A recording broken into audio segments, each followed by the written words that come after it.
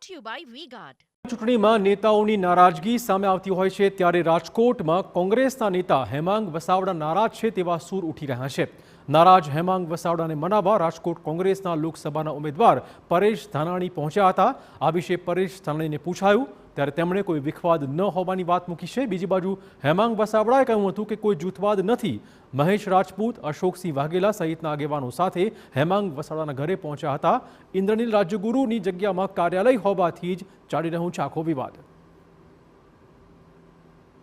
અમારી પાર્ટીની સંકલન મીટિંગ છે।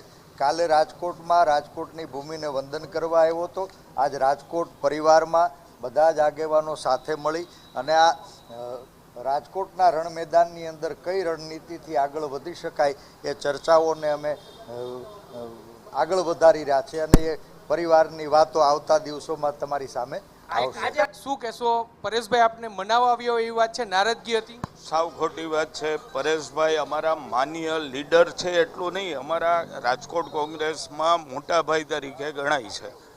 કોઈ નારાજગી નથી, કોઈ પણ જાતની નારાજગી નથી। આજે સ્વાભિમાન સંમેલન જે ગોઠવવાનું છે એના આયોજન માટે બધા મળ્યા હતા, એથી વિશેષમાં ક્યાંય કોઈ જ વાત નથી।